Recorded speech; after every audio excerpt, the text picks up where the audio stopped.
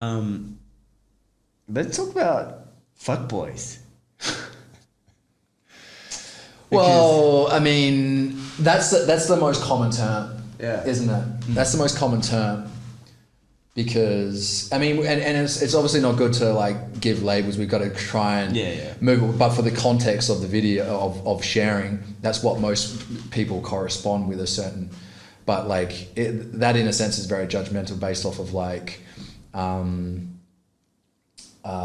He did this or didn't do this or this or that or the I've other. been asked. I've been asked if I was a fuckboy, and I was like, "What's a fuckboy?" What does it even mean? You know, what does Yeah. it even mean? But I think for a lot of people, it's, you know, I didn't call me back or misled me, was seeing other people, had sex with me and left. Like all these things, right? Led me on.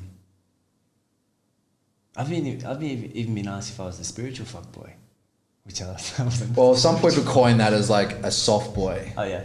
right? A spiritual soft boy or fuck boy, and I talk a bit about this because I've witnessed a lot of friends sort of fall susceptible women to the lures of men within the spiritual realm. And like, just for context, like you have your good and your bad within every industry. And this might be a very small amount, right, that we're referring to. But the scary thing for a lot of people for me, the thing that scares me for people when they enter in the world and the work is typically that they've got answers that they want. They got things that they want to work through and learn. They're carrying in a lot of shame. They potentially don't trust themselves to make good decisions. So they're in a point of putting all their faith in someone to be able to come up with all the answers for them. And when people are thirsty, they'll drink muddy water. And a lot of people... Talking about the Kool-Aid? Yeah. They come in and they're just literally taking everything that gets thrown at them because they just don't... They don't allow themselves to be able to critically think. Because again, if you're moving into something and you've got shame, the last thing I want is for another person to think I'm a bad person. So when you respect someone and someone's knowledgeable and they're saying these things, the last thing I want is for you to reject me or to criticize you, because that runs the risk of me layering more shame. And when people, and a lot of the guys, not a lot of the guys, a small amount of the guys within the spiritual world. So we're still on topic of spiritual fuckboy. Yeah. Right? Very, very manipulative, and they can be. Typically, a lot of them are men who struggle to gain any sort of typical sense of power within the broader community. Yeah. So you use a manipulation in a space of like, ooh. They're able to gain a certain power due to relying on people's vulnerabilities and their shame. Yeah. And they're very easy to be manipulative. And when someone doesn't think that they're capable of doing wrong either, they don't have control of not doing it. It gets manifested in ways that they think is the other person's issue. And the hard thing about when someone has been manipulated in that sense is that to then realize that they've been manipulated would only be to layer more shame. So then it goes into a denial. No, I haven't. So the one wish that I hope for people to, and it's not necessarily the spiritual fuckboys or soft boys or whatever you want to, coin it.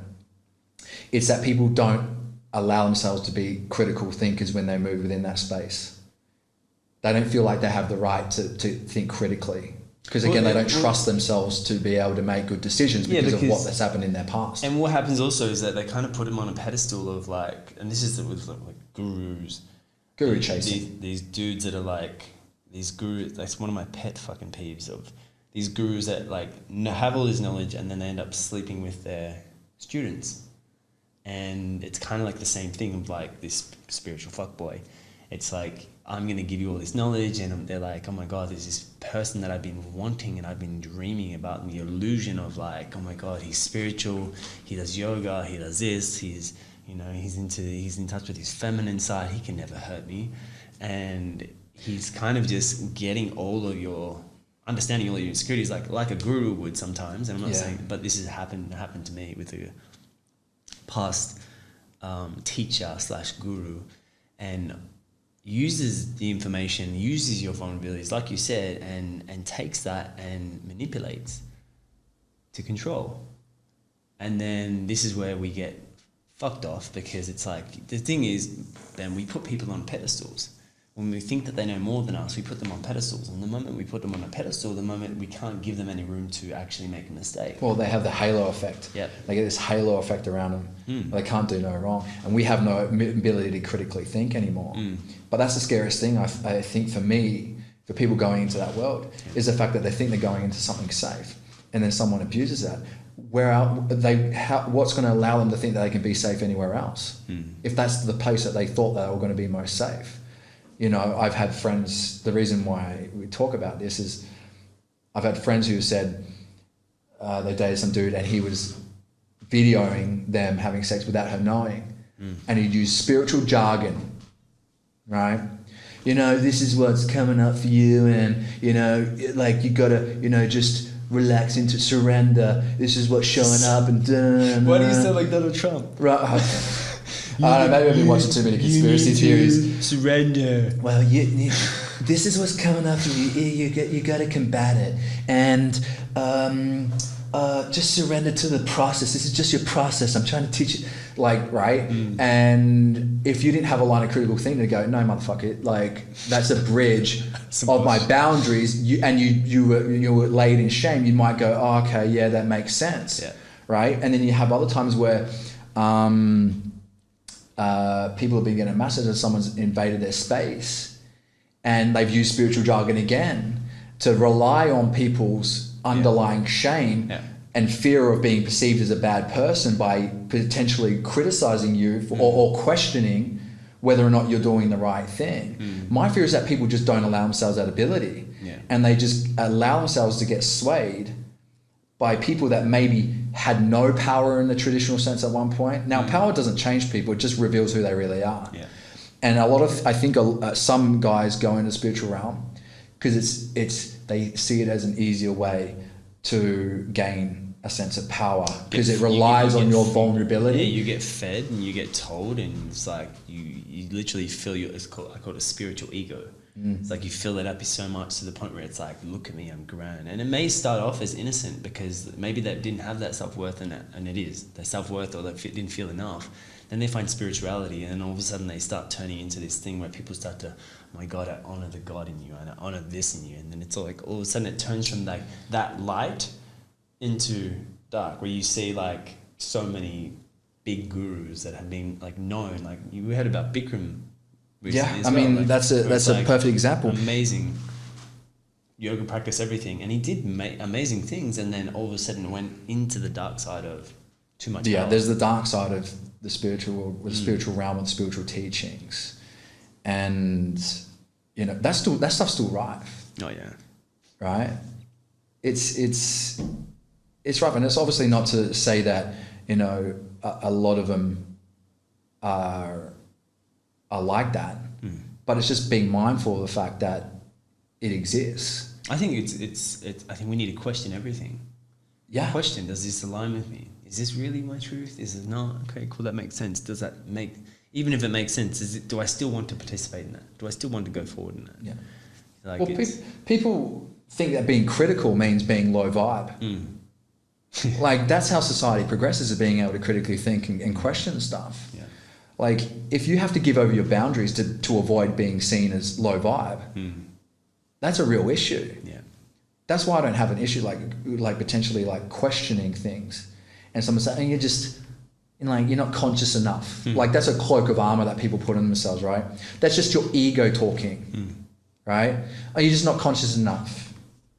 And it's like, I get to then avoid taking any responsibility for the fact that maybe I'm potentially have my shadow being expressed and I have no control of it, and I don't know. You know? Yeah. And then you got the other side, you got the fuckboy that's not conscious, per se. Well, they're more obvious, so they're less dangerous. It is actually. I actually find the same thing. I found the spiritual fuckboys way more dangerous because they know what they're doing. They know how to manipulate it, and then they're using it to gain. Versus a spiritual fuck, like just like a normal fuckboy that is just like, yo, he's just trying to get ass. I think a lot of them don't know that they're doing it. I think they believe their jibe. I think they've just got, and like the scary thing as well is that people feel a sense of shame in the fact that like grandiose one way, I'm the worst of the worst, I've experienced the worst, and then they do some work and they go grandiose one way, the other way, and it's like I'm above human. I've done the work, I've beat the depths, and now I'm above being human. They skip this everything in the middle, which is humanness, right?